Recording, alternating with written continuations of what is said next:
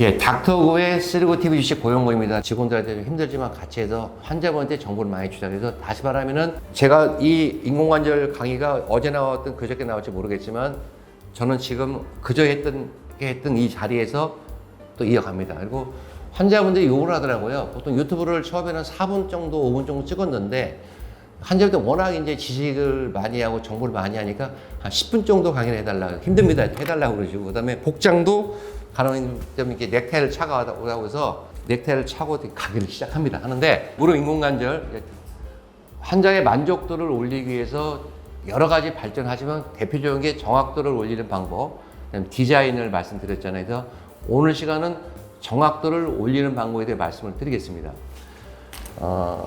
제 병원에 들어오는 후배 의사들은 그냥 의사들이 아니고 레전트 마치고 그리고 전문의 마치고 하고 그다음에 레전트 하고 각 대학에서 뭐 인공관절만 1년 동안 전문하신 분, 또 관절 내시경만 1년 전문하신 분 와서 다시 제 밑에서 한 3개월 정도 수술을 받습니다. 근데 저희가 수술 건수가 좀 있기 때문에 대학에서 한 1년 정도 볼 만한 건수들을 저는 한 3개월 정도만 이렇게 가르치는데 하면서 이렇게 그 인공관절에 대한 이런 것들 다시 한번 강의하는데 쉽게 강의를 해야 되거든요. 그래서 제가 오늘 이 말씀 드리면 제가 여러분한테 지금 설명하는 것들이 방금 오전에 우리 후배한테 설명했던 내용하고 비슷하기 때문에 말을 좀 바꿔서 쉽게 한번 풀어가 볼게요. 자, 우리 무릎은 이렇게 일자로 펴져 있어요. 정상적인 무릎은 일자여야 돼요. 일자형 다리.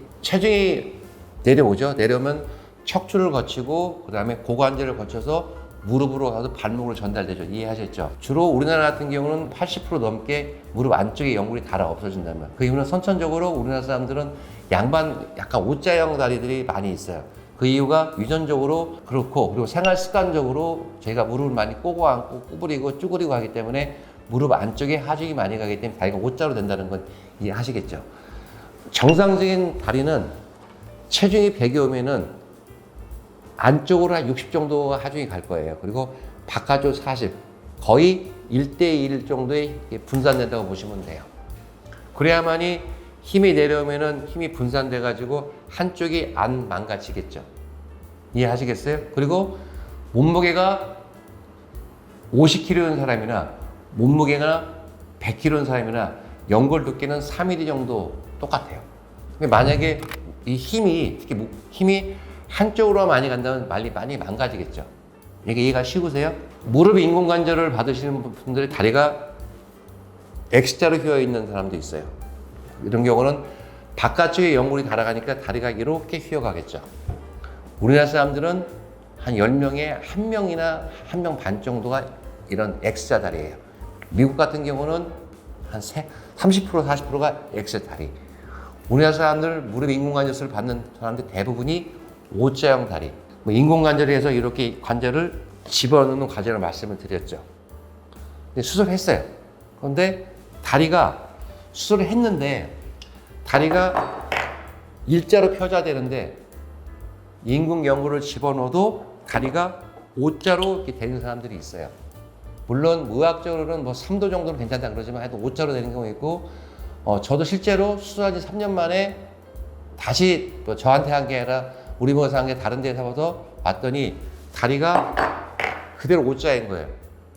그래서 결국은 인공연골이 마모가 심해가지고 재수술을 하는 경우가 있어요. 이해하시겠어요? 다리가 O자로 되거나 X자 되면은 그 힘의 대부분이 한쪽으로 가기 때문에 연골 마모가 빨라지고 더 휘어가겠죠.